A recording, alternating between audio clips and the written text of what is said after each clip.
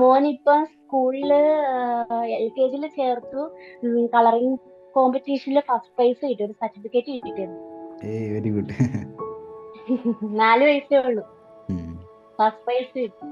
നിങ്ങളുടെ മക്കള് ചെറുതാണെങ്കിൽ, ഇപ്പോൾ ഈ 3 വയസ്സ് 4 വയസ്സ് 5 വയസ്സ് ആ ഒരു പ്രായത്തിലുള്ളതാണെങ്കിൽ നിങ്ങൾ തന്നെ പഠിപ്പിക്കണതായിരിക്കും നല്ലത് ആർട്ട്. അങ്ങനെ അവന് വേണ്ടിയിട്ടാണ് ഏറ്റവും ഇതായിട്ട് ജോയിൻ ചെയ്തത്. അപ്പൊ അവൻ ചെറുപ്പത്തിൽ തന്നെ നമ്മൾ അക്ഷരം റാ എഴുതി കൊടുത്ത് അതിന്റെ അകത്ത് ഷെയ്ഡ് ചെയ്യുള്ളായിരുന്നു, റാ എഴുതൂലായിരുന്നു. അപ്പൊ അവന് അങ്ങനെ ഒരു കഴിവുണ്ടെന്ന് മനസ്സിലായി. അപ്പൊ അവനെ പഠിപ്പിക്കാന്ന് വെച്ചിട്ടാണ്, എനിക്ക് പറ്റിയില്ല, പക്ഷെ അവൻ പഠിച്ചോട്ടെ എന്ന് വെച്ചിട്ടാണ് ഞാൻ ജോയിൻ ചെയ്തത്. പക്ഷേ അത് ക്ലാസ്സിൽ ജോയിൻ ചെയ്ത ശേഷം എനിക്കും പുതിയ ഡ്രീംസ് ആയി, ആ, പുതിയ ഗോൾസ് ആയി. വേറൊരാൾ പഠിപ്പിക്കുന്നേക്കാളും അവന്റെ ആ വളർച്ച അനുസരിച്ച് നമുക്ക് തന്നെയാണ് കൂടുതൽ കെയർ ചെയ്ത് പഠിപ്പിക്കാൻ, അവന്റെ തെറ്റുകൾ മനസ്സിലാക്കാൻ, അത് കറക്റ്റ് ചെയ്ത് അവന്റെ ആ ടാലന്റ് ശരിക്കും മനസ്സിലാക്കാൻ നമുക്ക് തന്നെയുള്ളത്. അങ്ങനെയാണ് എനിക്ക് തോന്നുന്നത്. അപ്പം അതാണ് സാറിന്റെ ക്ലാസ്സിൽ ജോയിൻ ചെയ്തത്. അപ്പം എനിക്ക് അവനെ കൂടുതൽ പഠിപ്പിക്കാൻ പറ്റും എന്നുള്ള ഒരു തോന്നലുണ്ടായിരുന്നു, വീഡിയോസ് ഒക്കെ കണ്ടിട്ട്.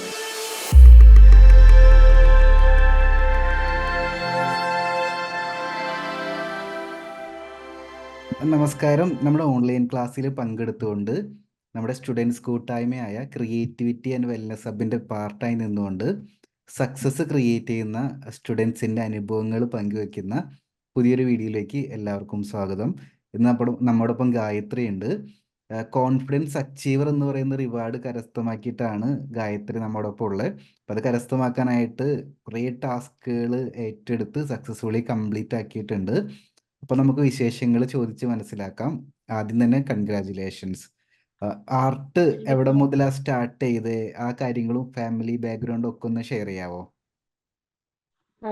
പക്ഷെ ചെറുപ്പത്തിലൊക്കെ വരയ്ക്കുമായിരുന്നു, പക്ഷെ പഠിക്കാനൊന്നും പറ്റിയിട്ടില്ല. സ്കൂളില് പിന്നെ സയൻസ് ആയിരുന്നു എടുത്തിരുന്നത്.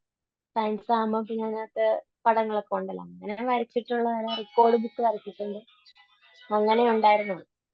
പിന്നെ ഒരു ക്ലാസ്സിൽ പോയി ഇതുവരെയും പഠിക്കാനായിട്ട് പറ്റിയില്ലായിരുന്നു. പിന്നെ പിന്നെ പിന്നെ വർക്കിംഗ് ആയി, നേഴ്സാണ്. അപ്പം പഠിത്തം കഴിഞ്ഞ് പിന്നെ വർക്കിംഗ് ആയി, പിന്നെ അതിനുള്ള സമയമൊന്നും ഉണ്ടായിരുന്നില്ല. പിന്നെ ഇടയ്ക്ക് റിസൈൻ ചെയ്ത് വീട്ടിൽ നിന്ന സമയത്താണ് യൂട്യൂബിൽ സാറിന്റെ വീഡിയോസ് ഒക്കെ കണ്ടപ്പോ വീണ്ടും വരയ്ക്കണമെന്ന് തോന്നി. അങ്ങനെ ഗ്രിഡ് മെത്തേഡ് കണ്ടിട്ട് ഗ്രിഡ് മെത്തേഡിൽ ഞാൻ എന്റെ മോന്റെ പടം വരച്ചു. അത് ഞാൻ ഫേസ്ബുക്കിൽ ഇട്ടിട്ടുണ്ടായിരുന്നു, ഇപ്പൊ നോക്കാൻ പറ്റും. അതിനുശേഷം പിന്നെ സാറിന്റെ വീഡിയോസ് ഒക്കെ കണ്ട് വീണ്ടും വീണ്ടും വരയ്ക്കാൻ തുടങ്ങിയപ്പോഴത്തേക്ക് ഗ്രിഡ് ഇല്ലാതെ ഒന്നും വരയ്ക്കാൻ പറ്റാതെ, ഗ്രിഡ് ഇല്ലാതെ ഒരു പടവും വരയ്ക്കാതെ. അങ്ങനെ അതിനുശേഷമാണ് സാറിന്, പിന്നെ ഞാൻ വെച്ച് സാറിന് ക്ലാസ്സിൽ ജോയിൻ ചെയ്യാന്ന് വെച്ചു. അങ്ങനെ ജോയിൻ ചെയ്ത് കഴിഞ്ഞ ശേഷം സാറ് പറഞ്ഞ് ക്ലാസ് തീരുന്നിടം വരെ ഇനി ഗ്രിഡ് യൂസ് ചെയ്യേണ്ടെന്ന് പറഞ്ഞു. അപ്പൊ അങ്ങനെ പ്രാക്ടീസ് ചെയ്ത് ഇപ്പൊ അല്ലാതെ ഫ്രീ ഹാൻഡിൽ വരയ്ക്കുന്നുണ്ട്. ഇപ്പൊ A to Z വരെ എത്തി.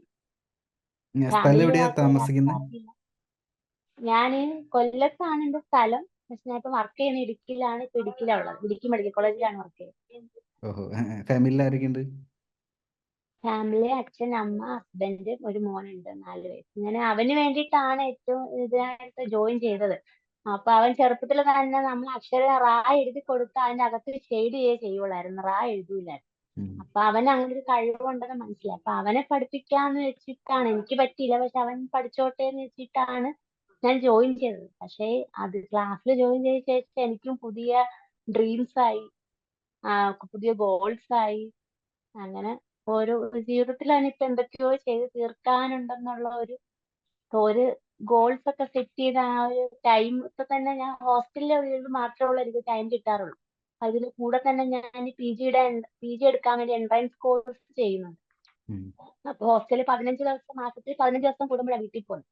അപ്പൊ ഈ 15 ദിവസമാണ് എനിക്ക് ഈ ഒരു ഹോസ്റ്റലിലാണ് ഈ സ്റ്റഡീസിനായാലും ഇതിനായാലും ടൈം കണ്ടെത്തുന്നത്. അപ്പൊ ആ സമയത്തിനുള്ളിൽ ഒരു ദിവസം പോലും, 1 മണിക്കൂർ പോലും കളയാതെ ആ ടൈം സ്ലോട്ട് സാറ് പറഞ്ഞനുസരിച്ച് ടൈം അറേഞ്ച് ചെയ്തിട്ട് ടൈം ടേബിൾ സെറ്റ് ചെയ്തിട്ടാണ് ഇപ്പൊ ഞാൻ ഒരു കാര്യങ്ങൾ ചെയ്യുന്നത്. ഇവിടെ വരും മാത്രം. വീട്ടിൽ പോകുമ്പോൾ ഒരു 3-4 ദിവസത്തേക്കായിരിക്കും പോകുന്നത്. അപ്പൊ ആ സമയം ഫുള്ള് ഫാമിലിക്ക് വേണ്ടിയിട്ട് യൂട്ടിലൈസ്. യെസ്. മോനെ ഒരുപാട് എന്നിട്ട് പഠിപ്പിക്കാൻ ലൈഫ് പറ്റുന്നുണ്ടോ? എക്സ്പീരിയൻസ്. മോനിപ്പോ സ്കൂളില് LKG ചേർത്തു. കളറിംഗ് കോമ്പറ്റീഷനിൽ ഫസ്റ്റ് പ്രൈസ് കിട്ടി, ഒരു സർട്ടിഫിക്കറ്റ് കിട്ടിയത്. Very good. 4 വയസ്സേ ഉള്ളൂ, ഫസ്റ്റ് പ്രൈസ് കിട്ടി. ശരിക്കും ഞാൻ എപ്പോഴും പറയാറുള്ള കാര്യം എന്താ വെച്ചാൽ കുറെ കുറെ പ്രായമായിട്ടുള്ളവരും പാരൻസും ഒക്കെ ആർട്ട് പഠിക്കാനായിട്ട് വരുന്ന സമയത്ത് അവരുടെ അടുത്ത് ഞാൻ എപ്പോഴും പറയാറുള്ള കാര്യം നിങ്ങളുടെ മക്കൾ ചെറുതാണെങ്കിൽ ഇപ്പോൾ ഈ 3 വയസ്സ് 4 വയസ്സ് 5 വയസ്സ് ആ ഒരു പ്രായത്തിലുള്ളതാണെങ്കിൽ നിങ്ങൾ തന്നെ പഠിപ്പിക്കണതായിരിക്കും നല്ലത് ആർട്ട്. കാരണം എപ്പോഴും നിങ്ങളുടെ കൂടെ ഉണ്ടാവുമല്ലോ. ഇപ്പോൾ പെൻസിൽ എങ്ങനെ പിടിക്കണം എന്നുള്ളതും ഓരോ ലൈനും എങ്ങനെ വരയ്ക്കണം എന്നുള്ളതും നിരന്തരം റിപ്പീറ്റഡ്ലി പാരൻസിനാണ് എളുപ്പം പഠിപ്പിക്കാനായിട്ട് പറ്റുക. നോർമലി ഒരു ഓഫ്ലൈൻ ക്ലാസ്സിൽ വിട്ട് കഴിഞ്ഞാൽ ആഴ്ചയിൽ ഒരു ദിവസമൊക്കെയാണ് ഓഫ്ലൈൻ ക്ലാസ്സുകൾ നോർമലി ഉണ്ടാവുള്ളൂ. അപ്പോൾ ആ സമയത്ത് മാത്രമേ ടീച്ചർക്ക് അത് പറഞ്ഞു കൊടുക്കാൻ പറ്റുള്ളൂ. പക്ഷെ പാരൻസിന് ആ നോളേജ് ഉണ്ടെങ്കിൽ എപ്പോഴും നമുക്ക് പറഞ്ഞു കൊടുക്കാൻ പറ്റും, പെട്ടെന്ന് തന്നെ റിസൾട്ട് കൊണ്ടുവരാൻ സാധിക്കും. അപ്പം അത് ഒരുപാട് അത് സന്തോഷം. വളരെ ഫാസ്റ്റ് ആയിട്ട് അവൻ കാര്യങ്ങൾ മനസ്സിലാവും. ഞാനിപ്പോ ഒരു 4 ദിവസം ചെല്ലുമ്പോ വിളിച്ചിരുത്ത് പഠിക്കുന്നേക്കാളും കൂടുതൽ ഇൻട്രസ്റ്റ് ഇപ്പൊ അക്ഷരങ്ങൾ എഴുതുന്നേക്കാളും ഇൻട്രസ്റ്റ് ഇതിലാണ് കാണിക്കുന്നത്. ഉം. ഇപ്പൊ അവൻ കളറൊക്കെ കാണുമ്പോ ഇത് എപ്പോഴാ എനിക്ക് തരുന്നേന്ന് ചോദിക്കുക, ഉം. പെയിന്റും ഒക്കെ. ഇപ്പൊ എന്തൊക്കെ ടൂളാ മോൻ യൂസ് ചെയ്യുന്നത്? ഇപ്പം പെൻസിൽ മാത്രമേ ഞാൻ കൊടുത്തിട്ടുള്ളൂ, പിന്നെ ക്രയോൺസും കൊടുത്തിട്ടുണ്ട്. എത്ര കളർ വയസ്സായെന്ന് പെൻസിലും പറഞ്ഞു? 4 വയസ്സ്. 4 വയസ്സ്. സ്കെച്ച് പെന്നും മേടിച്ചു, കളർ പെൻസിലും മേടിച്ചു, ക്രയോൺസും മേടിച്ചു, പിന്നെ പെൻസിൽ. ഓയിൽ പേസ്റ്റിൽ ഒന്ന് വാങ്ങിച്ചു കൊടുത്തു. ക്രയോൺസിനേക്കാളും കുറച്ചും കൂടി നല്ലത് ഓയിൽ പേസ്റ്റിലായിരിക്കും. വലിയ റേറ്റ് ഡിഫറൻസ് ഒന്നും വരില്ല. ഓയിൽ പേസ്റ്റിൽ ആ കുറച്ചധികം കളേഴ്സ് ഉള്ള സെറ്റ് 25 കളേഴ്സിന്റെ സെറ്റ് കിട്ടും. അതൊന്ന് ആ വാങ്ങിച്ചു ആ കൊടുത്തു, നല്ലതായിരിക്കും. ആ ആ ആ യെസ്. അപ്പം ഞാൻ എന്തായാലും നമ്മുടെ ഡ്രോയിങ് ഒന്ന് ഞാൻ വെരിഫൈ ചെയ്യാം കേട്ടോ. ഒരു മിനിറ്റ് ആ ഷെയർ ചെയ്യാം. കാണുന്നുണ്ടോ?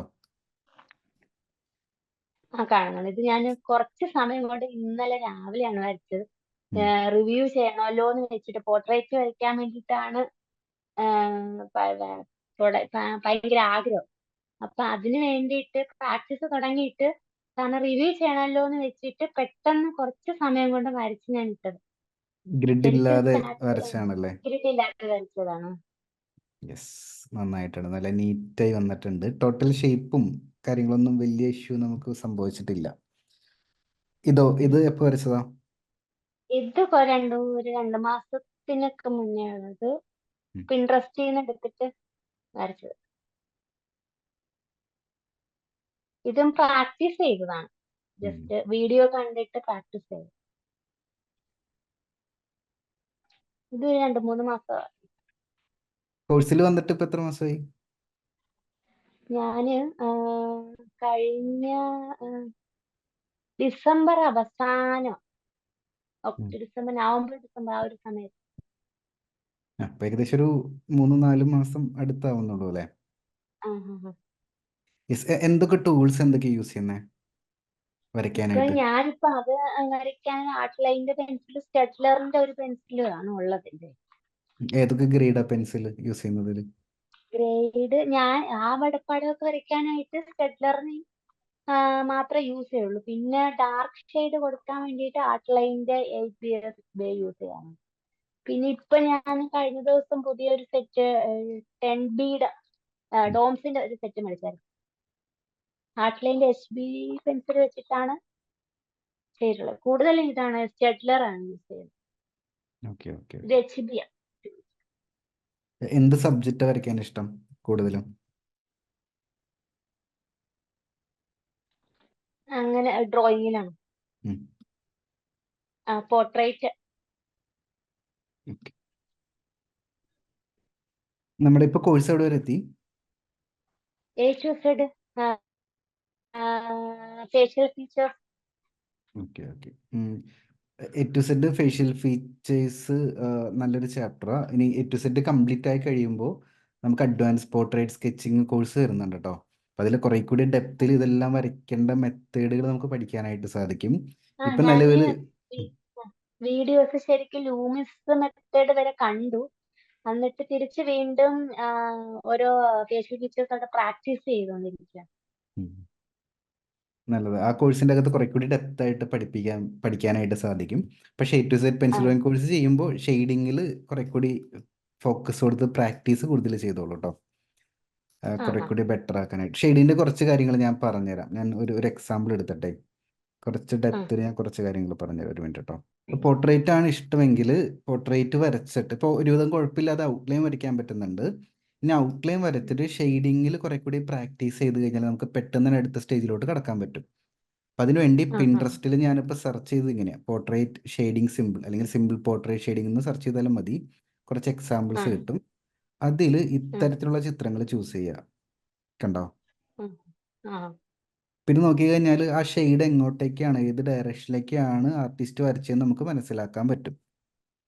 ആ ഓൾറെഡി ഒരു ചിത്രം കണ്ടാൽ ഔട്ട്ലൈൻ കുഴപ്പമില്ലാതെ വരയ്ക്കാൻ പറ്റുന്നുണ്ടല്ലോ. ആ ഇനി ഷെയ്ഡിങ് ചെയ്യുമ്പോൾ പെൻസിൽ നല്ല രീതിയിൽ ഷാർപ്പൻ ചെയ്തിട്ട് ഡയറക്ഷൻ നോക്കിയിട്ട് ഷെയ്ഡ് ചെയ്യാനായിട്ട് പ്രാക്ടീസ് ചെയ്തോളൂ. അപ്പോൾ ആ ഓരോ ഭാഗങ്ങൾ ഫുള്ളായിട്ട് നോക്കരുത്, ഓരോ ചെറിയ ചെറിയ പോർഷൻ ബൈ പോർഷൻ എടുക്കുക. ഈ ഒരു ഭാഗമാണെങ്കിൽ ഇതിങ്ങനെ താഴത്തോട്ടാണ് ഷെയ്ഡ് ചെയ്തിരിക്കുന്നത്, കണ്ണിൻ്റെ ഇവിടെയാണെങ്കിൽ ആ ഇങ്ങനെ ചെരിച്ചിട്ടാണ് ഷെയ്ഡ് ചെയ്തിരിക്കുന്നത്, ഇവിടെ സ്ട്രെയിറ്റ് ആയിട്ട്, ഇവിടെ താഴത്തോട്ട്, ഇവിടെ ഇങ്ങനെ. ആ അങ്ങനെ ആ ഷെയ്ഡിങ് പ്രാക്ടീസ് ചെയ്ത് കഴിഞ്ഞാൽ നമ്മുടെ ഒബ്സർവേഷൻ സ്കില്ല് കുറെ കൂടി ഇമ്പ്രൂവ് ആവും, ആ പ്രത്യേകിച്ച് പോർട്രേറ്റ് വരയ്ക്കുമ്പോൾ. അപ്പോൾ വരയ്ക്കുന്ന ചിത്രത്തിന് കുറെ കൂടി ക്ലാരിറ്റി കിട്ടും. എന്നിട്ട് അതിൽ തന്നെ പെൻസിലും മാറ്റി മാറ്റി യൂസ് ചെയ്യാനായിട്ട് ശ്രമിക്കുക അടുത്ത ലെവൽ പോകുന്ന സമയത്ത്. ഇപ്പൊ ഇവിടെയൊക്കെ ലൈറ്റ് പെൻസിലാണ് യൂസ് ചെയ്തിരിക്കുന്നത്, പക്ഷേ ഇവിടെ കണ്ടോ, ഇവിടെ രണ്ടാമത്തെ ഒരു ലെയറിൽ കുറച്ചും കൂടി ഡാർക്ക് ആക്കിയിട്ടുണ്ട്. അപ്പോൾ ചിലപ്പോൾ ഒരു 2B 4B പെൻസിലായിരിക്കും. ഇത് HB ആണെങ്കിൽ ഇത് 2B 4B ആയിരിക്കും. ഇത് ചിലപ്പോൾ 6B 8B അല്ലെങ്കിൽ 10B ആയിരിക്കും ഏറ്റവും ഡാർക്ക്. അപ്പം അങ്ങനെ പ്രാക്ടീസ് ചെയ്ത് കഴിഞ്ഞാൽ കുറെ കൂടി ബെറ്റർ. അപ്പോൾ ഞാൻ ഇവിടെ ഇവിടെ മെയിനായിട്ട് നമുക്ക് പഠിക്കേണ്ടത് ഈ ഡയറക്ഷനാണ്. ഓരോ പോർട്രേറ്റിലും ഏതൊക്കെ ഡയറക്ഷനിലാണ് ഷെയ്ഡ് ചെയ്യേണ്ടത്, ആ ഒരു പ്രാക്ടീസ്, കുറെ കൂടി പ്രാക്ടീസ് നമുക്ക് കിട്ടിക്കഴിഞ്ഞാൽ ഷെയ്ഡിങ് നല്ല രീതിയിൽ ഇമ്പ്രൂവ് ആവും. പിന്നെ ഡെപ്തും കൂടി ശ്രദ്ധിക്കും. ഇപ്പോൾ നമ്മൾ വരയ്ക്കുന്ന ഡ്രോയിങ്ങിൽ ഡെപ്തിലുള്ള ഷെയ്ഡുകൾ അധികം വന്നിട്ടില്ല, അതും കൂടി നമുക്ക് ഇംപ്ലിമെൻറ്റ് ചെയ്യാൻ പറ്റും. ഇപ്പോൾ നോക്കിക്കഴിഞ്ഞാൽ നമ്മൾ കണ്ണ് വരച്ചതിൽ എല്ലാം ഒരു ഗ്രേ ടോണാണ് നിൽക്കുന്നത്, പക്ഷേ നമ്മുടെ റെഫറൻസ് ഇപ്പോൾ വേറെ ആർട്ടിസ്റ്റ് വരയ്ക്കുന്നൊക്കെ നോക്കിക്കഴിഞ്ഞാൽ കണ്ണിനാണ് ഇതൊക്കെ കണ്ടോ, ഇതൊക്കെ ബ്ലാക്ക് പോലെയാണ്. ഇപ്പോൾ പെൻസിൽസ് മാറ്റി യൂസ് ചെയ്താൽ മതി. 10B 8B ഐലാഷസ് വരയ്ക്കാനും കൃഷ്ണമണി വരയ്ക്കാനും യൂസ് ചെയ്ത് കഴിഞ്ഞാൽ പെട്ടെന്ന് തന്നെ ഇമ്പ്രൂവ്മെൻറ്റ് വരും. വരയ്ക്കുന്നതിൽ എന്തെങ്കിലും ഡൗട്ട് വല്ലതും ചോദിക്കാനുണ്ടോ? ആ സാറേ, ഈ ഡാർക്ക് കളർ കിട്ടാനായിട്ട് ഹെയറിനൊക്കെ ബ്ലാക്ക് ചാർക്കോൾ ആണ് യൂസ് ചെയ്യേണ്ടത്, അതിനുള്ള ടൂൾസ്? പറഞ്ഞുതരാം. ഇപ്പം നമ്മൾ നിൽക്കുന്ന ഒരു സ്റ്റേജിൽ ചാർക്കോളിലോട്ട് പോകണമെന്നില്ല. ഇപ്പം നമ്മൾ നിൽക്കുന്ന സ്റ്റേജിൽ 8B അല്ലെങ്കിൽ 10B പെൻസിൽസ് നല്ല രീതിയിൽ ഷാർപ്പൻ ചെയ്തിട്ട് അധികം പ്രഷർ കൊടുക്കാതെ ഒരു മീഡിയം പ്രഷർ കൊടുത്ത് അപ്ലൈ ചെയ്ത് കഴിഞ്ഞാൽ ഡാർക്ക് കളർ കിട്ടും. ചാർക്കോളിലേക്ക് പോകണ്ടെന്ന് ഞാൻ പറഞ്ഞതിൻ്റെ റീസൺ എന്താണെന്ന് വെച്ച് കഴിഞ്ഞാൽ ഷെയ്ഡിങ് ഇമ്പ്രൂവ് ചെയ്യാതെ ചാർക്കോളിലേക്ക് പോയി കഴിഞ്ഞാൽ ഭയങ്കരമായിട്ട് നമ്മൾ സ്ട്രഗിൾ ചെയ്യേണ്ടി വരും. ചാർക്കോൾ പെട്ടെന്ന് പൊടിഞ്ഞു പോവും, പേപ്പറിൽ അവിടെ ഇവിടെയൊക്കെ ആവും, പിന്നെ നീറ്റ്നെസ് ഇല്ലാതെ വരും, ചിലപ്പോൾ ഭയങ്കര സെൽഫ് കോൺഫിഡൻസിനെ ബാധിക്കും. അപ്പോൾ ഗ്രാഫൈറ്റ് പെൻസിൽ വെച്ചിട്ട് തന്നെ ഷെയ്ഡിങ് ഇമ്പ്രൂവ് ചെയ്തിട്ട് അടുത്ത ലെവലിൽ നമുക്ക് ചാർക്കോൾ അപ്ഗ്രേഡ് ചെയ്യാം. ചാർക്കോൾ നല്ല ടൂൾ, ഏറ്റവും ഡാർക്ക് കളറ് വരുത്താനായിട്ട് പെൻസിൽ ഡ്രോയിങ്ങിൽ ഏറ്റവും ബെസ്റ്റ് ചാർക്കോളാണ്. അത് അടുത്ത ലെവലിൽ ചാർക്കോളിലോട്ട് അപ്ഗ്രേഡ് ചെയ്യാം. അതിൽ വുഡ്ലെസ് ചാർക്കോൾ നോട്ട് ചെയ്ത് വെച്ചാൽ വുഡ്ലെസ് ചാർക്കോൾ പെൻസിൽ ഉണ്ട്, ബ്രിസ്ട്രോ ബ്രാൻഡിൻ്റെ വുഡ്ലെസ് ചാർക്കോൾ പെൻസിൽ നല്ലതാണ്. പക്ഷെ അത് ഷാർപ്പൻ ചെയ്യണമെങ്കിൽ മെക്കാനിക്കൽ ഷാർപ്പനർ വാങ്ങേണ്ടി വരും. വേറെ എന്താ ഡൗട്ട് ഉള്ളത്? പിന്നെ ടൂൾസ് അപ്ഗ്രേഡ് ചെയ്യാണ്ട് ഇനി ഏത് ടൂൾസിലോട്ട് അപ്ഗ്രേഡ് ചെയ്യണം? പേപ്പർ ഏതാ യൂസ് ചെയ്യുന്നത്? പേപ്പർ സാധാ A4 പേപ്പർ ഇതുവരെ യൂസ് ചെയ്തിട്ടുള്ളത്. പിന്നെ ഐവറി ഷീറ്റ് എന്റെ കയ്യിലുണ്ട്, അത് കുറച്ചും കൂടി ഇമ്പ്രൂവ് ആയിട്ട് യൂസ് ചെയ്യാൻ. ഞാൻ നേരത്തെ കാണിച്ച ഷെയ്ഡിങ് പ്രാക്ടീസ് ഇല്ല, അത് ഐവറി ഷീറ്റിൽ ചെയ്തോളൂ. അത് ചെയ്യുമ്പോൾ ഐവറി ഷീറ്റ് എടുക്കുക. പിന്നെ പെൻസിൽസ് എനിക്ക് തോന്നുന്നു ഇപ്പോൾ യൂസ് ചെയ്യുന്ന പെൻസിൽസ് തന്നെ യൂസ് ചെയ്യാം. എന്നിട്ട് ഷെയ്ഡിങ് നല്ല രീതിയിൽ പ്രാക്ടീസ് ചെയ്ത് ഒരു സമയത്ത് നമുക്ക് ബ്ലെൻഡിങ് ചെയ്യേണ്ടി വരും. ഇപ്പോൾ ചില പോർട്രേറ്റിൽ ചില ഡ്രോയിങ്ങിൽ തന്നെ കാണുമ്പോൾ തന്നെ നമുക്ക് മനസ്സിലാവും. ഇപ്പോൾ ഇത് കണ്ടോ, ഇതിൽ ആക്ച്വലി ബ്ലെൻഡിങ് ഇല്ല, ബ്ലെൻഡ് ചെയ്തിട്ടില്ല. ബ്ലെൻഡ് ചെയ്തൊരു എക്സാമ്പിൾ കാണിച്ചത്, ഇതിലും ബ്ലെൻഡിങ്, യെസ്, ഇതിൽ ലൈറ്റായിട്ട് ബ്ലെൻഡ് ചെയ്തിട്ടുണ്ട് ഇവിടെയൊക്കെ. അപ്പം അങ്ങനെയുള്ള റെഫറൻസ് പിക്ചർ എടുക്കുമ്പോൾ നമുക്ക് ബ്ലെൻഡിങ് സ്റ്റമ്പോ ടിഷ്യൂ പേപ്പറോ കോട്ടൺ ബഡോ മറ്റോ യൂസ് ചെയ്യാൻ പറ്റും. അത് ആ സ്മൂത്തായിട്ട് സ്കിൻ നിൽക്കുന്ന ഭാഗത്ത് മാത്രം. ഇപ്പോൾ ഈ ഒരു ചിത്രമാണെങ്കിൽ തന്നെ ഇവിടെ നമുക്ക് വേണമെങ്കിൽ മൂക്കിൻ്റെ ഈ ഒരു ഭാഗത്ത് ഇങ്ങനെ റൗണ്ടായിട്ട് ബ്ലെൻഡിങ് സ്റ്റമ്പ് കൊണ്ട് ബ്ലെൻഡ് ചെയ്ത് കഴിഞ്ഞാൽ ഈ ഒരു എഫക്റ്റ് നമുക്ക് ക്രിയേറ്റ് ചെയ്യാൻ പറ്റും. അത് ഷെയ്ഡിങ് ഇമ്പ്രൂവ് ചെയ്തതിന് ശേഷം മാത്രം വേണം ചെയ്യാൻ, അല്ലെങ്കിൽ ഭയങ്കര കൺഫ്യൂഷൻ ആവും നമുക്ക്. മനസ്സിലായി ഞാൻ പറഞ്ഞേ? ഷെയ്ഡിങ് ഇമ്പ്രൂവ് ചെയ്തതിന് ശേഷം പിന്നെ എടുക്കുന്ന ചിത്രങ്ങൾ കുറച്ചും കൂടി അടുത്ത ലെവല് ഇതിലൊക്കെ ബ്ലെൻഡിങ് ഉണ്ട് നല്ല രീതിയിൽ. അടുത്ത ലെവല് റെഫറൻസ് പിക്ചർ ചൂസ് ചെയ്യാം നമുക്ക്, അപ്പോൾ ബ്ലെൻഡിങ് ചെയ്യാം നമുക്ക്. യെസ്, വേറെന്താ ഡൗട്ട്? പിന്നെ ഇൻട്രസ്റ്റിൽ നിന്ന് റെഫറൻസ് പിക്ചർ എടുത്തിട്ടാണ് ചെയ്തത്. അപ്പൊ ആ റെഫറൻസ് പിക്ചർ എനിക്ക് റെഫറൻസ് പിക്ചർ നമ്മൾ വരച്ചിട്ടും കൂടെ ആഡ് ചെയ്യാനായിട്ട് പോസ്റ്റ് ചെയ്യാൻ പറ്റുന്നില്ല. അത് എങ്ങനെയാണെന്ന് അറിയാൻ പറ്റും. അത് ഞാൻ മൊബൈലിലുണ്ടല്ലോ, ഇന്ന് ഞാൻ പോസ്റ്റ് ചെയ്തു. പറഞ്ഞുതരാം. ആ, ഫേസ്ബുക്കിൽ ജസ്റ്റ് ഒരുമിച്ച് സെലക്ട് ചെയ്ത് പോസ്റ്റ് ചെയ്ത് കഴിഞ്ഞാൽ ഫേസ്ബുക്കിൽ പോസ്റ്റ് ആവും. പക്ഷെ നമുക്ക് എഡിറ്റ് ചെയ്യാൻ പറ്റും. പിൻട്രസ്റ്റിലുള്ളത് പിൻട്രസ്റ്റിലുള്ളത് നമ്മള് ഫോട്ടോ ഗാലറിയിൽ വന്നെങ്കിലല്ലേ അത് എടുക്കാം. അപ്പൊ അതെങ്ങനെയാ പിൻട്രസ്റ്റിലുള്ളത് ഗാലറിയിലോട്ട് വരുന്നത്? കാണിച്ചു തരാം. പിൻട്രസ്റ്റ് എടുക്കുമ്പോൾ ഇവിടെ കണ്ടോ 3 ഡോട്ട് പോലെ, അവിടെ ഡൗൺലോഡ് ഇമേജ് എന്നുള്ള ഓപ്ഷൻ ഉണ്ട്. ക്ലിക്ക് ചെയ്താൽ മതി. ആ ആ ആ മൊബൈലിലാണെങ്കിലും സെയിം പോലെ തന്നെ ഓപ്ഷൻ ഉണ്ടാവും. 3 ഡോട്ട്. ഉം. ഒരു മൊബൈൽ ഞാൻ ചെക്ക് ചെയ്തിട്ട് ഇപ്പം തന്നെ പറയാം.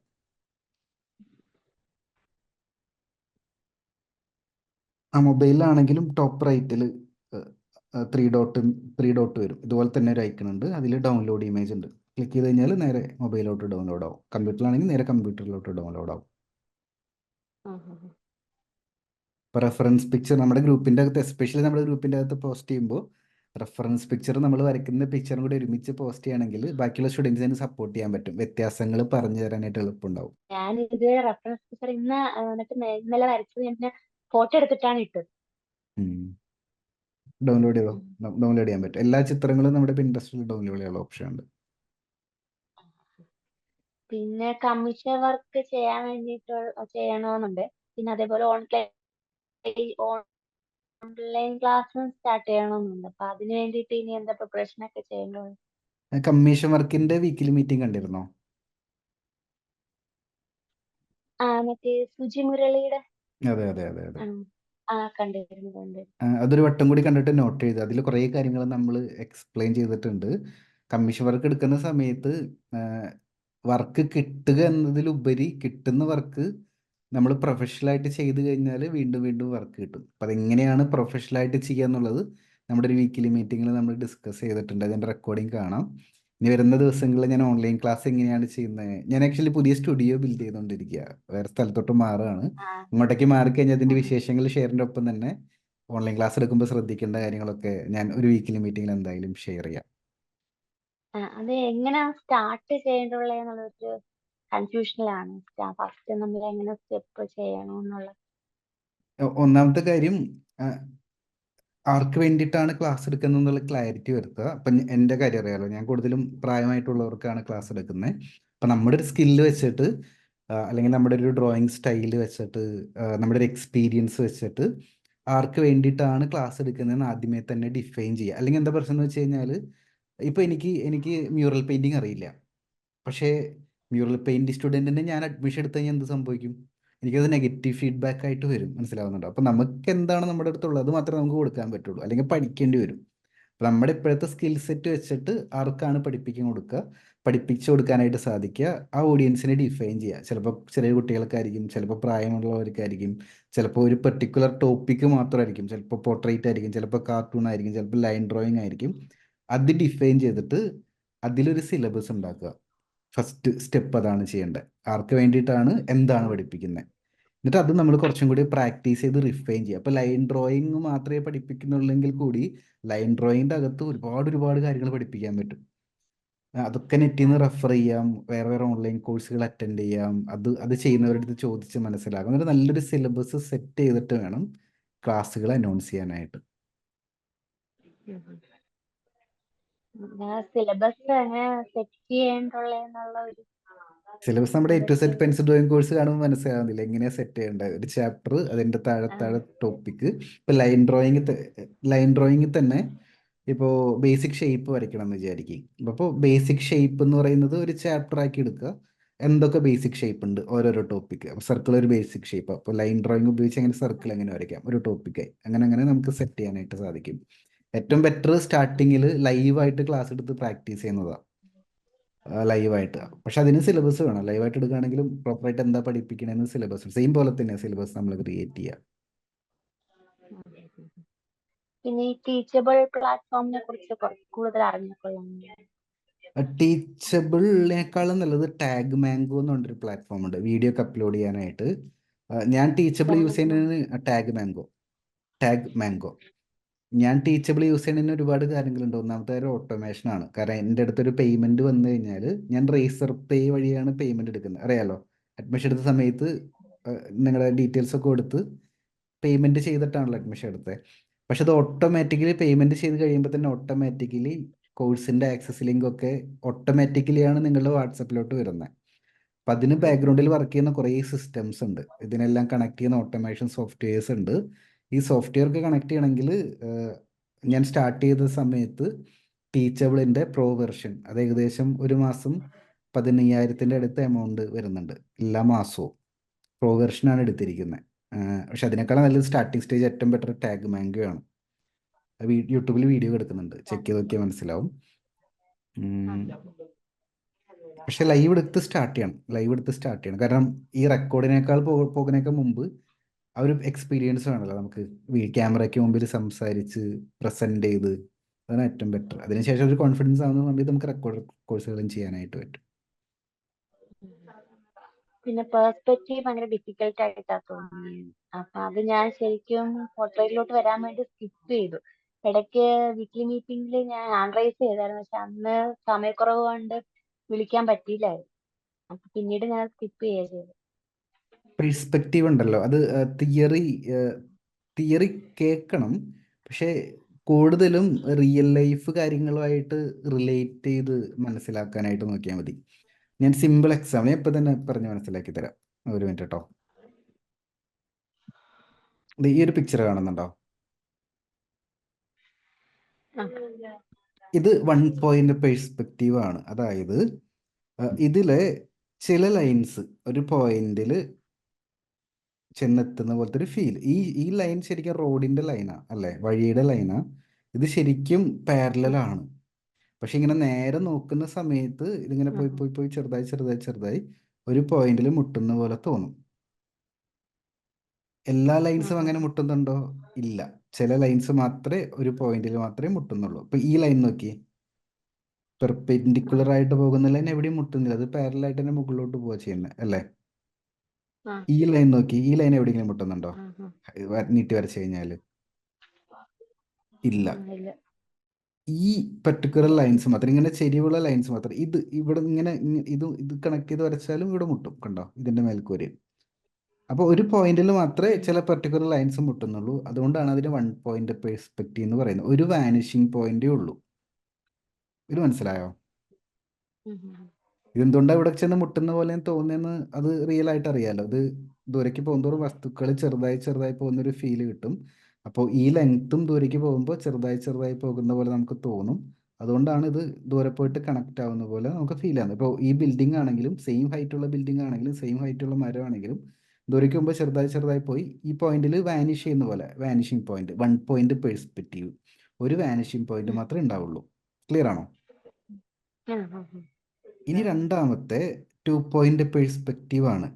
ഇപ്പം ഈ ഒരു ഡ്രോയിങ്ങിൽ നോക്കിക്കഴിഞ്ഞാൽ മനസ്സിലാവും, ഇത് പെർപെൻഡിക്കുലർ ആയിട്ടുള്ള ലൈനാ. ഇത് എവിടെയും ചെന്ന് മുട്ടുന്നില്ല. ഇത് എത്ര നീട്ടി വരച്ചാലും എവിടെയും ചെന്ന് മുട്ടുന്നില്ല അല്ലേ. പക്ഷേ ഈ ലൈൻ ഒരു പോയിന്റിൽ ചെന്ന് മുട്ടും, ഈ താഴത്തെ ലൈൻ ഒരു പോയിന്റിൽ ചെന്ന് മുട്ടും. പക്ഷെ ഈ സൈഡിലത്തെ ലൈൻ ഒരു പോയിന്റിൽ ചെന്ന് മുട്ടും, ഇവിടുത്തെ ഒരു പോയിന്റ്. അപ്പൊ 2 വാനിഷിംഗ് പോയിന്റ് ഉണ്ട്. കണ്ടോ? ഇവിടെ 2 വഴികളും ഇങ്ങനെയാ പോകുന്നത്, അങ്ങോട്ടും ഇങ്ങടാ പോകുന്നത്. അപ്പോൾ വാനിഷിംഗ് പോയിന്റ് 2 വന്നു. ഇത് എപ്പോഴാ ഇതിന്റെ റിയൽ സിറ്റുവേഷൻ മനസ്സിലാക്കിയാൽ മതി. ഇവിടെ ഒന്നുമില്ല, ഈ റോഡിന്റെ ഫ്രണ്ടിൽ ഒരാൾ നിൽക്കുക, അപ്പോൾ റോഡ് ദൂരേക്ക് പോയി മുട്ടുന്ന പോലെ തോന്നും. ഇവിടെ ഈ ബിൽഡിങ്ങിന്റെ ഒരു കോർണറിന്റെ ഉണ്ടല്ലോ, അതിന്റെ ഫ്രണ്ടിൽ വന്നിട്ട് അയാൾ നിൽക്കുന്നത്. അതുകൊണ്ട് തന്നെ ഒരു ബിൽഡിങ്ങിന്റെ ഈ സൈഡ് ഇങ്ങനെ ചെരിഞ്ഞ് നിൽക്കും, ഈ സൈഡ് ഇങ്ങനെ ചെരിഞ്ഞ് നിൽക്കുന്ന പോലെ തോന്നും. 2 സൈഡ് ചെരിവുള്ളതുകൊണ്ട് തന്നെ, അത് പാരലൽ അല്ലാത്തതുകൊണ്ട് തന്നെ ഈ ചെരിഞ്ഞത് ഒരു വാനിഷിംഗ് പോയിന്റിലോട്ട് പോകുന്ന പോലത്തെ ഒരു ഫീൽ കിട്ടും. മനസ്സിലാവുന്നുണ്ട്? അതാണ് 2 പോയിന്റ് പെർസ്പെക്റ്റീവ്. അയാൾ നിൽക്കുന്നതിന്റെ പൊസിഷൻ അങ്ങനെ ആയതുകൊണ്ടാണ്. കൂടാതെ അയാൾ നേരെ നോക്കുന്ന ഈ ലൈൻ നോക്കിയേ, ഈ ലൈൻ ഇതെല്ലാം പാരലൽ ലൈൻസാ. അത് പക്ഷെ ഇത് എവിടെയും ചെന്ന് മുട്ടുന്നില്ല. അത് നേരെ വരച്ചാലും പാരലായിരിക്കും, മുകളിലോട്ട് പോകും. പക്ഷെ ഇതും ഒരു പോയിന്റ് മുട്ടും, ഇതും ഒരു പോയിന്റ് മുട്ടും. 2 പോയിന്റ് കിട്ടി, വാനിഷിംഗ് പോയിന്റ് കിട്ടി. ഈ റോഡും ഒരു വാനിഷിംഗ് പോയിന്റിലോട്ട് പോകുന്ന, ഈ റോഡും ഒരു വാനിഷിംഗ് പോയിന്റിലോട്ട് പോകുന്ന. ഈ 3 പോയിന്റ് പറഞ്ഞുതരാം. ഇതാണ് 3 പോയിന്റ് പെർസ്പെക്റ്റീവ്. ഇവിടെ നിൽക്കുന്ന ഒരാള് ആ ബിൽഡിങ്ങിന്റെ കറക്റ്റ് നേരെ നിൽക്കുന്നത്, ആ ബിൽഡിങ്ങിന്റെ കറക്റ്റ് സ്ട്രെയിറ്റാ നോക്കുന്നത്. പക്ഷെ ഇവിടെ ബിൽഡിങ്ങിന്റെ താഴെ നിന്നിട്ട് മുകളിലോട്ട് നോക്കുന്നത്. വ്യത്യാസം മനസ്സിലായോ? സെയിം ബിൽഡിംഗ് തന്നെയാ, ഇവിടെ നേരെ നോക്കുന്നു, ഇവിടെ താഴെ നിന്ന് മുകളിലോട്ട് നോക്കും. അപ്പൊ എന്ത് പറ്റും? ഇവിടെ കണ്ടോ, ഈ രണ്ട് എഡ്ജും പാരലാണ്. പക്ഷെ താഴെ നിന്ന് മുകളിലോട്ട് നോക്കുന്ന സമയത്ത് ഇത് ഇങ്ങനെ ആയിരിക്കും കാണുന്നുണ്ടായിരിക്കുക, അല്ലേ? ചെരിഞ്ഞിട്ടായിരിക്കും. അതാണ് ഇവിടെ വരച്ചിരിക്കുന്നത്, കണ്ടോ? അങ്ങനെ ചെരിഞ്ഞത് കൊണ്ട് തന്നെ അത് നീട്ടി വരച്ചു കഴിഞ്ഞാൽ മുകളിൽ മൂന്നാമതൊരു പോയിന്റിൽ ചെന്ന് മുട്ടും. അതാണ് 3 പോയിന്റ് പെർസ്പെക്റ്റീവ്. അതായത് കാണുന്ന ആളിന്റെ പൊസിഷൻ, ആളെങ്ങനെയാണ് നോക്കുന്നത്, അതിനനുസരിച്ചിട്ടാണ് ഇതെല്ലാം ക്രിയേറ്റ് ചെയ്യപ്പെടുന്നത്. ഈ നിൽക്കുന്ന ആള് തന്നെ ഈ ബിൽഡിങ്ങിന്റെ കോർണറിലോട്ടാണ് നോക്കുന്നതെങ്കിലോ എന്ത് പറ്റും? 2 പോയിന്റ് പെർസ്പെക്റ്റീവ് ആയി. കാരണം ഈ സ്ട്രെയിറ്റ് ലൈൻ അതുപോലെ തന്നെ നിൽക്കും, ഇങ്ങോട്ടേക്ക് ഇത് ചെരിയും, ഈ ചെരിവ് ഇങ്ങോട്ടേക്ക് ചെരിയും. മനസ്സിലാവുന്നുണ്ടോ? അതാണ് ഇവിടെ കണ്ടിരിക്കുന്നത്. അയാൾ തന്നെ ബിൽഡിങ്ങിന്റെ താഴെ പോയിട്ട് മുകളിലോട്ട് നോക്കുകയാണെങ്കിൽ എന്ത് സംഭവിക്കും? ഈ ചെരിവ് ഇങ്ങോട്ടേക്ക് ഉണ്ടാവും, ഈ ചെരിവ് ഇങ്ങോട്ടേക്ക് ഉണ്ടാവും, ഇത് ഇങ്ങനെ ചെരിയും. അതാണ് ഇവിടെ സംഭവിച്ചിരിക്കുന്നത്. മനസ്സിലാവുന്നുണ്ടോ? അപ്പൊ നമ്മുടെ വരയ്ക്കുന്ന ഡ്രോയിങ്ങിൽ ഒന്ന് ചിന്തിക്കണ്ട, ഇതൊക്കെ ഒരു എക്സാമ്പിൾ ആക്കി എടുത്താൽ മതി. ഒരു ചെറിയൊരു ഒരു സ്റ്റോറി നമ്മൾ ബിൽഡ് ചെയ്യാന്ന് വിചാരിക്കും. ഒരാൾ ഒരു മരത്തിന്റെ താഴെ നിന്നിട്ട് മുകളിലോട്ട് നോക്കുകയാണ്. മരത്തിന്റെ മുകളിൽ എന്തെങ്കിലും കഴിക്കാൻ വല്ല ഫ്രൂട്ട് ഉണ്ടോ എന്ന് നോക്കുകയാണ്. അങ്ങനെ നോക്കുമ്പോൾ ഏത് പെർസ്പെക്റ്റീവിൽ വരയ്ക്കണം? 3 പോയിന്റിൽ വരയ്ക്കണം. കാരണം അയാൾ താഴെ നിൽക്കുന്ന മുകളിലോട്ട് നോക്കുന്ന സമയത്ത് ആ മരത്തിന്റെ തടി ഭാഗം മുകളിൽ പോയിട്ട് ഇങ്ങനെ ചെറുതായി ചെറുതായി വരുന്ന പോലത്തെ ഒരു ഫീല് കിട്ടും. മനസ്സിലാവുന്നുണ്ടോ? അത്രേ ഉള്ളൂ. നമ്മൾ വരയ്ക്കുന്ന ഡ്രോയിങ് ആയിട്ട് കമ്പയർ ചെയ്താൽ മതി. പിന്നെ പെർസ്പെക്റ്റീവ് ലാൻഡ്സ്കേപ്പ് എന്നൊക്കെ പറഞ്ഞ് പിൻട്രസ്റ്റിൽ പോയി സെർച്ച് ചെയ്യുക, എന്നിട്ട് വെറുതെ കിട്ടുന്ന റെഫറൻസ് പിക്ചർ എടുക്കുക, അത് വരയ്ക്കുക. അത് വരയ്ക്കുന്ന സമയത്ത് ആലോചിക്കുക, ഇത് എന്ത്, ഇപ്പൊ നോക്കി പെട്ടെന്ന് മനസ്സിലാവുന്നില്ല, ഇത് എന്ത് പോയിന്റ് പെർസ്പെക്റ്റീവാ? 2 പോയിന്റ്. സിമ്പിൾ, അത്രേ ഉള്ളൂ. കാരണം 2 വാനിഷിംഗ് പോയിന്റ് ഉണ്ട്, മൂന്നാമത് വാനിഷിംഗ് പോയിന്റ് ഇല്ല. കാരണം ഇതെല്ലാം പാരലലാ, മൂന്നാമത്തെ വാനിഷിംഗ് പോയിന്റ് ഇല്ല. ഇതും 2 പോയിന്റാ, കാരണം മൂന്നാമത്തെ വാനിഷിംഗ് പോയിന്റ് ഇല്ല. ചില ചിത്രങ്ങൾ 3 പോയിന്റ് നമുക്ക് കിട്ടും. ഇതൊക്കെ ഇത് 3 പോയിന്റാ. ഇത് എന്തുകൊണ്ടാണ് 3 പോയിന്റ് വരുന്നത്? ഇത് ആക്ച്വലി ഇങ്ങനെ വിടർന്ന് പോകുകയാണ് ചെയ്യുന്നത്. പക്ഷെ ഇത് താഴത്തോട്ട് വരച്ചു കഴിഞ്ഞാൽ മൂന്നാമത്തെ പോയിന്റ് താഴെ കിട്ടും. മനസ്സിലാവുന്നുണ്ടോ? ഇത് ബേഡ്സ് ഐ വ്യൂ എന്ന് പറയും, മുകളിൽ നിന്ന് താഴെ നോക്കുന്ന പോലെ. പക്ഷെ ഇതും 3 പോയിന്റ് തന്നെ. ഈ എഡ്ജെല്ലാം അറ്റത്തും റൈറ്റും ലെഫ്റ്റും വാനിഷിംഗ് പോയിന്റ് ഉണ്ടാക്കും, താഴെ അടുത്ത വാനിഷിംഗ് പോയിന്റ് കിട്ടും. ഇപ്പൊ മനസ്സിലായോ? അതിന് അപ്ലിക്കേഷൻ വെച്ച് ചിന്തിച്ചാൽ മതി. തിയറി ഒരുപാട് ആലോചിച്ച് കൺഫ്യൂഷൻ ആക്കണ്ട. എന്നിട്ട് ഈ ബിൽഡിങ്ങുകൾ ഇതുപോലെ വരയ്ക്കുന്ന സമയത്ത് സ്കെയിൽ വെക്കുക. ഇപ്പോൾ ഈ ഒരു എഡ്ജ് വരയ്ക്കുന്ന സമയത്ത് ഈ ഒരു വാനിഷിംഗ് പോയിന്റ് ചിലപ്പോൾ പേപ്പറിന്റെ പുറത്തായിരിക്കും വാനിഷിംഗ് പോയിന്റ്. നീളമുള്ള സ്കെയിൽ ഉപയോഗിച്ചിട്ട് അവിടെ ഒരു വാനിഷിംഗ് പോയിന്റ് ഉണ്ടെന്ന് സങ്കല്പിച്ചിട്ട് അതിലോട്ട് എഡ്ജ് വരയ്ക്കാം. അടുത്ത എഡ്ജ് വരയ്ക്കുമ്പോഴും ചിലപ്പോൾ ഇത്തിരി ഹൈറ്റ് കൂടിയ ബിൽഡിംഗ് ആണെങ്കിലും ആ വാനിഷിംഗ് പോയിന്റിലോട്ടായിരിക്കും സ്കെയിൽ വെക്കുന്നുണ്ടായിരിക്കുക. കണ്ടോ? അപ്പൊ ചെരിവ് നമുക്ക് കറക്റ്റ് ആയിട്ട് കിട്ടും. അതാണ് വരയ്ക്കുമ്പോൾ ഉള്ള ടെക്നിക്ക്. വേറെന്ത് ഡൗട്ടുള്ളേ? പിന്നെ ബ്ലാക്ക് കളർ സാറ് വീഡിയോക്കകത്തൊരു മാസ്ക് എന്ന പെൻസിലിനെ കുറിച്ച് പറഞ്ഞായിരുന്നു. അപ്പൊ അത് ബ്ലാക്ക് കളർ കിട്ടുന്നതിന് ഒരു ബ്ലാക്ക്, എന്ത് പെൻസിലായിരുന്നു? അത് ഇപ്പൊ ഞാൻ ഓർക്കാൻ, മാസ്ക് അങ്ങനെ എന്തോ ആണ്. മാർസ് ലൂമോ, അത് സ്റ്റെഡ്ലറിന്റെ മാർസ് ലൂമോഗ്രാഫ് എന്ന് പറഞ്ഞിട്ട് MARSLUMOGRAPH മാർസ് ലൂമോഗ്രാഫ് പെൻസിൽ എന്ന് പറഞ്ഞിട്ട് കുറച്ചും കൂടി ഡെപ്ത് ഉള്ള ഡാർക്കുള്ള പെൻസിൽസ് ഉണ്ട്. പക്ഷെ അത് വാങ്ങാനായിട്ട് ഞാൻ സജസ്റ്റ് ചെയ്യുന്നില്ല. കാരണം അതിനേക്കാളും നല്ലത് ചാർക്കോളിലോട്ട് ജമ്പ് ചെയ്യുന്നതാണ്. അത് ഇത്തിരി എമൗണ്ട് കൂടുതലുമാണ്, പിന്നെ അത്രയും എഫക്റ്റ് ഞാനധികം യൂസ് ചെയ്തിട്ടില്ല. അത് വാങ്ങിച്ചു വെച്ചിട്ട് വല്ലപ്പോഴേക്ക് യൂസ് ചെയ്യാറുള്ളൂ. അതിനേക്കാളും നല്ലത് ചാർക്കോളാണ്.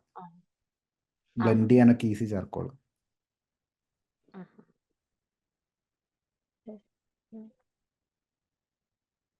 യെസ്. പിന്നെ വൈൻഡപ്പ് ചെയ്യാനൊക്കെ മുമ്പ് എന്താണ് ആർട്ടിൽ അടുത്തൊരു വർഷത്തെ ഗോള് സെറ്റ് ചെയ്യാനായിട്ട് ആഗ്രഹിക്കുന്നത്? ഞാൻ ഈ കോഴ്സ് കംപ്ലീറ്റ് ചെയ്തിട്ട് പോർട്രേറ്റ് കൂടുതൽ പഠിക്കണം. എന്നിട്ട് ആദ്യം കമ്മീഷൻ വർക്ക് സ്റ്റാർട്ട് ചെയ്തിട്ട് പിന്നെ ഒരു ഓൺലൈൻ ക്ലാസ്സിലോട്ട് പോകാനാണ്. ഇതിന്റെ ഇടയ്ക്ക് ഇപ്പൊ ഞാൻ എൻട്രൻസ് ചെയ്യുന്നുണ്ട് PGയുടെ.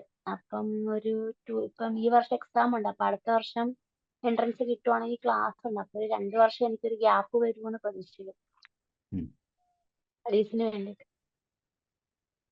അപ്പോൾ ഞാനിവിടെ നോട്ട് ചെയ്ത് വെക്കുന്നുണ്ട്. നമ്മുടെ ഗോള് ഫസ്റ്റ് ഒരു കമ്മീഷൻ വർക്ക് എടുക്കുക എന്നുള്ളതാണ്, പിന്നെ ഒരു ഓൺലൈൻ ക്ലാസ് സ്റ്റാർട്ട് ചെയ്യുക എന്നുള്ളതാണ്. കമ്മീഷൻ വർക്ക് എടുക്കാനായിട്ട് നമുക്ക് ചെയ്യാൻ പറ്റുന്നൊരു കാര്യം, ഇപ്പം മുതൽ വരയ്ക്കുന്ന ചിത്രങ്ങൾ മാക്സിമം സ്റ്റോറി ഇടാം. വാട്സാപ്പിൽ, ഇൻസ്റ്റാഗ്രാം, സോഷ്യൽ മീഡിയയിൽ എല്ലാവിടെയും സ്റ്റോറി ഇടുക. അപ്പോൾ നമ്മൾ വരയ്ക്കുന്ന ഒരാളാണെന്ന് ഫാമിലി മെമ്പേഴ്സിന് ആദ്യം അറിയണം. കാരണം ഇപ്പൊ ഞാൻ മിക്കവരുടെയും ഫസ്റ്റ് കമ്മീഷൻ വർക്ക് ഫാമിലിയുടെ അകത്തുനിന്നായിരിക്കും കിട്ടുന്നുണ്ടായിരിക്കുക. നമുക്ക് ആദ്യം എടുക്കാൻ പറ്റണം. പറഞ്ഞു. ഇത് ഇങ്ങനൊരു ക്ലാസ്സിൽ ജോയിൻ ചെയ്യുന്ന ഫാമിലിയിൽ അറിയത്തില്ല. ഫാമിലിയിൽ നിന്ന് ശരിക്കും ഹസ്ബൻഡ് ഭാഗത്തു നിന്ന് ഡ്രോയിങ്ങിന് വേണ്ടിയിട്ട് ഒരു സപ്പോർട്ട് ഒന്നും പഠിക്കാൻ ഇപ്പൊ എൻട്രൻസിന് പ്രിപ്പയർ ചെയ്തോണ്ടിരിക്കുകയാണല്ലോ. അപ്പൊ അതിന്റെ ഇടയ്ക്ക് ഇത് ചെയ്യുന്നതിനോട് ഒരു സപ്പോർട്ട് ഒന്നും ഇല്ല. അപ്പൊ ശരിക്കും ഹോസ്റ്റലിൽ വരുമ്പോഴാണ് ഞാൻ അതിന് സ്പെൻഡ് ചെയ്യുന്നത്. നമുക്ക് റിസൾട്ട് കാണിച്ചു കൊടുക്കുക എന്ന് പറയും. ആരും ശരിക്കും റിയൽ വേൾഡിൽ ആരും ആരെയും സപ്പോർട്ടൊന്നും ചെയ്യുന്നില്ല. അതാണ് റിയാലിറ്റി. പക്ഷേ നമ്മുടെ റിസൾട്ട് കാണുന്ന സമയത്ത് ചിലപ്പോൾ ആൾക്കാർ നമ്മളെ സപ്പോർട്ട്, ഇപ്പോൾ സ്റ്റുഡൻസ് എന്തുകൊണ്ട് എന്നെ സപ്പോർട്ട് ചെയ്യുന്നത് ആലോചിച്ച് നോക്കിയിട്ടുണ്ടോ? നിങ്ങൾക്ക് എന്നെ സപ്പോർട്ട് ചെയ്യേണ്ട ആവശ്യം എന്താ? അതായത് ഞാൻ നിങ്ങൾക്ക് റിസൾട്ട് തരുന്നുണ്ട്, അല്ലെങ്കിൽ ഞാൻ ക്രിയേറ്റ് ചെയ്യുന്ന റിസൾട്ട് നിങ്ങൾ കാണുമ്പോഴാണ് കൊള്ളാം സാറിനൊന്ന് സപ്പോർട്ട് ചെയ്തേക്കാന്ന് തോന്നുന്നത്. അതുപോലെ തന്നെ നമ്മൾ വരയ്ക്കുന്നുണ്ട്, നമ്മൾ നല്ല രീതിയിൽ ഹാർഡ് വർക്ക് ചെയ്യുന്നുണ്ട്. അപ്പോൾ ആ റിസൾട്ട് പുറമേക്ക് കാണുകയാണെങ്കിൽ പതിയെ ഫാമിലി മെമ്പേഴ്സൊക്കെ, എൻ്റെ കരിയറിൽ അങ്ങനെ തന്നെയായിരുന്നു, പതിയെ ആൾക്കാരൊക്കെ സപ്പോർട്ട് ചെയ്ത് വന്നത് ആ റിസൾട്ട് പുറത്തേക്ക് വിടുമ്പോൾ മാത്രമാണ്. ഇതിനെ പേടിച്ചിട്ടാണ് പല ആൾക്കാരും റിസൾട്ട് പുറത്തേക്ക് വിടാത്തത്. അത് എന്ത് മണ്ടത്തരാന്ന് ആലോചിക്കുക. അത് ഫാമിലി ഓൾറെഡി സപ്പോർട്ടില്ല എന്ന് പറഞ്ഞിട്ട് നമ്മൾ റിസൾട്ട് കാണിക്കാതിരിക്കും കൂടി ചെയ്യുന്നത്. പിന്നെ എങ്ങനെ അവർ സപ്പോർട്ട് ചെയ്യും? എന്തിൻ്റെ ബേസിലാണ് നിങ്ങൾ വിശ്വസിക്കേണ്ടത്? റിയാലിറ്റി മനസ്സിലായോ? അങ്ങനെ ഇരിക്കുന്ന ഒരുപാട് പേര് എനിക്കറിയാം. അപ്പോൾ പതിയെ വരയ്ക്കുന്ന നല്ല ചിത്രങ്ങൾ പതിയെ പോസ്റ്റ് ചെയ്യാനും, അപ്പോൾ ഒന്നറിയാൻ പറ്റും ഇങ്ങനെ വരയ്ക്കുന്ന ഒരാളാണെന്ന്. കാണുന്നവർക്കൊന്ന് മനസ്സിലാവും. പിന്നെ ചില ചിത്രങ്ങൾ നല്ല രീതിയിൽ വരയ്ക്കുമ്പോൾ അവർ നമ്മളൊന്ന് ഒരു നോട്ടപ്പുള്ളിയാവും, വരയ്ക്കുന്ന ഒരു പയ്യനാണല്ലോ അല്ലെങ്കിൽ വരയ്ക്കുന്ന ഒരാളാണെന്നുള്ള നോട്ടപ്പുള്ളിയാവും. പിന്നെ ചില ഫാമിലി മെമ്പേഴ്സ് ഒരു ആവശ്യം വരുന്ന സമയത്ത്, ഇപ്പം എൻ്റെ മോൾക്കൊരു ചിത്രം ബർത്ത്ഡേ ഗിഫ്റ്റ് കൊടുക്കണം എന്നൊക്കെ തോന്നുന്ന സമയത്ത് അവരാലോചിക്കും, അന്ന് ഈ കുട്ടി സ്റ്റാറ്റസ് ഇട്ടല്ലോ, ഗായത്രി സ്റ്റാറ്റസ് ഇട്ടല്ലോ, ഗായത്രി ഒന്ന് കോൺടാക്ട് ചെയ്ത് നോക്കി, ചിലപ്പോൾ വരച്ച് കിട്ടിയാലോ. അങ്ങനെ ഫസ്റ്റ് ഒരു എൻക്വയറി വരുന്ന സമയത്ത് പ്രൊഫഷണലി ഡീൽ ചെയ്ത് കഴിഞ്ഞാൽ കമ്മീഷൻ വർക്കായിട്ട് നമുക്കിതിനെ മാറ്റാനായിട്ട് സാധിക്കും. അതാണ് ഇതിൻ്റെ മെത്തേഡ്. ഇപ്പോൾ വരയ്ക്കുന്നത് പോസ്റ്റ് ചെയ്യാനായിട്ട് പേടിക്കണ്ട. നമ്മൾ നല്ല രീതിയിൽ നല്ല കാര്യങ്ങളാണ് ചെയ്യുന്നതെങ്കിൽ ആരും പേടിക്കേണ്ട ആവശ്യമില്ല. പതിയെ എല്ലാ സപ്പോർട്ടും നമുക്ക് ഒരു സമയത്ത് കിട്ടും. യെസ്, വേറെ എന്തെങ്കിലും ഡിസ്കസ് ചെയ്യാനുണ്ടോ? മോന് ഇതേ രീതിയിൽ തന്നെ പ്രാക്ടീസ് 4 വയസ്സായിട്ടുള്ളൂ. അപ്പം വരുന്നതനുസരിച്ച് മുകളിലോട്ട് വരുന്നതനുസരിച്ച് പ്രാക്ടീസ് ഇപ്പോഴത്തെ ചെയ്യിപ്പിക്കുന്നതാണ്. പ്രായത്തിൽ ശ്രദ്ധിക്കേണ്ട കാര്യം, ആ ഒരു ഫൈൻ മോട്ടോർ സ്കിൽസ് എന്ന് പറയും. കൈ യൂസ് ചെയ്യുന്ന കാര്യങ്ങൾ, ചെയറിൽ ഇരിക്കുന്നത്, പേപ്പർ വെക്കുന്നത്, അതിലോട്ട് നോക്കുന്നത്, പെൻസിൽ പിടിക്കുന്നത്, അങ്ങനത്തെ കാര്യങ്ങൾ നമ്മൾ ട്രെയിനിങ് കൊടുക്കുക. പിന്നെ അധികം അമർത്തി വരയ്ക്കാതെ ലൈറ്റ് ആയിട്ടുള്ള ലൈൻസ് വരയ്ക്കുന്നതിലൊക്കെ ട്രെയിൻ കൊടുക്കും. ഒരു 5 വയസ്സ് വരെ നമ്മുടെ ഫാമിലിയുടെ അകത്തുനിന്ന് തന്നെ നിർത്തി പഠിപ്പിക്കുന്നതാണ് ഏറ്റവും നല്ലത്. എന്നിട്ട് പഠിപ്പിക്കുന്ന ടോപ്പിക്കുകൾ അവർക്ക് ഇഷ്ടമുള്ള ടോപ്പിക്കുകൾ, അവർ നമ്മുടെ അടുത്ത് പറയും, ചിലപ്പോൾ ഇന്ന കാര്യം വരയ്ക്കണം എന്നൊക്കെ പറയും, നമ്മൾ ഹെൽപ്പ് ചെയ്ത് കൊടുക്കുക. അല്ലെങ്കിൽ ചിലപ്പോൾ നമ്മൾ വരയ്ക്കുന്നതിനൊപ്പം വന്നിരിക്കുകയാണെങ്കിൽ എന്തെങ്കിലും എടുത്തു കൊടുത്തിട്ട് അവനും കൂടി ഇരുത്തി വരപ്പിക്കുക. അങ്ങനെ ഒരു വർഷം കൂടി അങ്ങനെ കൊണ്ടുപോകുന്നതായിരിക്കും നല്ലത്. അതിനുശേഷം ഭയങ്കരമായിട്ട് ടാലൻറ്റ് കാണിക്കുന്നുണ്ട്, ഭയങ്കര ഇൻട്രസ്റ്റ് കാണിക്കുന്നുണ്ടെങ്കിൽ ക്ലാസ്സിൽ ജോയിൻ ചെയ്യിപ്പിക്കാനായിട്ട് നമുക്ക് സാധിക്കും. ഒരു വർഷം കൂടി അങ്ങനെ പോട്ടെ, നമ്മുടേതായിട്ടുള്ള കെയറിൽ പോട്ടെ. കാരണം ഇപ്പോൾ ഓൾറെഡി നമ്മുടെ എന്റെ ഓൺലൈൻ ക്ലാസ് കൂടെ അറ്റൻഡ് ചെയ്തുകൊണ്ട് അറിയാലോ, കുറേ കാര്യങ്ങൾ ബേസിക് നമ്മൾ സെറ്റ് ചെയ്ത് കൊടുക്കാനുണ്ട്. അപ്പോൾ തീർച്ചയായിട്ടും നമുക്കത് സെറ്റ് ചെയ്ത് കൊടുക്കാൻ പറ്റും. എന്റെ കൂടെ വരയ്ക്കാൻ ഇരിക്കും. അപ്പം ഞാൻ വരയ്ക്കുന്ന പോലെ പറ്റുന്നില്ലെന്ന് പറഞ്ഞിട്ട് അപ്പൊ ദേഷ്യം വന്നിട്ട് എറിയും, പെൻസിലൊക്കെ എടുത്തെറിയും. അതേപോലെ എനിക്ക് വരയ്ക്കാൻ പറ്റുന്നില്ലെന്ന് പറഞ്ഞു. അപ്പൊ അപ്പോൾ ഒരു ഞാൻ കാര്യം ചെയ്താൽ പറഞ്ഞു മതി, ചെറുതൊക്കെ വരയ്ക്കും. ചെറിയ ഫ്ലവേഴ്സ് ഒക്കെ വരച്ച് കളർ ചെയ്യാൻ കൊടുത്താൽ മതി. അത് A4 ചെയ്യുന്നുണ്ട്, ബുക്കിൽ. നന്നായിട്ട് ചെയ്യുന്നുണ്ട്.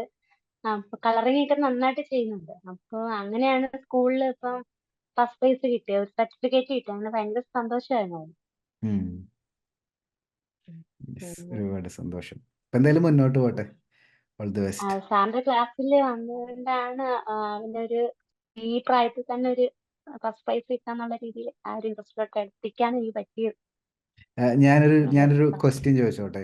നോർമലി നമുക്ക് എൻക്വയറി വരുന്ന സമയത്തെ പാരൻസിന്റെ എൻക്വയറി ഇതുപോലെ അമ്മമാരുടെ എൻക്വയറി വരാറുണ്ട്. അപ്പൊ ഞാൻ പറയും, നിങ്ങളുടെ കുട്ടികളെ, ചെറിയ കുട്ടികളാണെങ്കിൽ, പ്രത്യേകിച്ച് 3-4 വയസ്സുള്ള കുട്ടികളാണെങ്കിൽ, നിങ്ങളുടെ കുട്ടികളെ ക്ലാസ്സിലേക്ക് ജോയിൻ ചെയ്യാനുള്ള ഏറ്റവും ബെറ്റർ, നിങ്ങൾക്ക് വരയ്ക്കാൻ പഠിക്കണമെന്നുള്ള ആഗ്രഹവും ടാലന്റും ഉണ്ടെങ്കിൽ നിങ്ങൾ പഠിക്കുകയാണ് എന്ന് പറയും. അപ്പൊ പലരും വിചാരിക്കും, പലരും വിശ്വസിക്കില്ല അത്. എനിക്ക് പഠിക്കാൻ പറ്റുമോ, കാരണം എനിക്ക് പ്രായമായില്ലേ.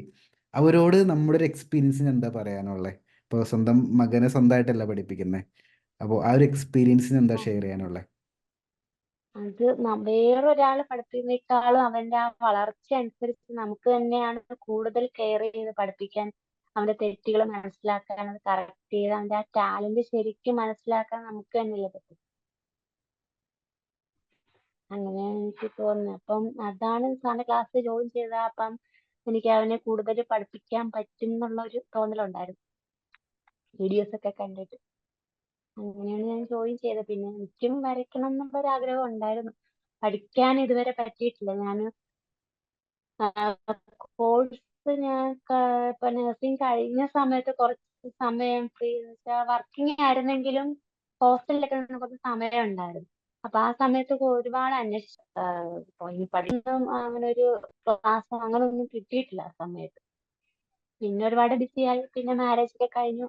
അങ്ങനെ ഇരിക്കും. ഇവിടെ ഹോസ്റ്റലിൽ വന്നപ്പോഴാണ്, ഇപ്പൊ 1.5 വർഷം ഞാൻ ഇവിടെ വന്നിട്ട്, ഇങ്ങനെ ഇരിക്കുമ്പോഴാണ് സാറിന്റെ യൂട്യൂബിൽ ഇങ്ങനെ ഒരു ക്ലാസ് കണ്ടത്. യെസ്, അപ്പോൾ ഒരുപാട് ക്ലാസ് ജോയിൻ സന്തോഷം. ചെയ്ത. ഫാമിലി ആയിട്ട് പടം വരയ്ക്കുന്നുണ്ടെന്ന് അറിയുന്നതും, പടം വരയ്ക്കാനുള്ള ആഗ്രഹം മകനിലൂടെയും സ്വന്തമായിട്ടും സാധിക്കാൻ പറ്റിയതിൽ ഒരുപാട് സന്തോഷം. അപ്പോൾ നമുക്ക് അടുത്തൊരു മീറ്റിംഗിൽ നേരിട്ട് കാണാം. അതിൻ്റെ പേരോട്ടെ. ഒരുപാട് okay. Thank you sir, thank you very much. Good night.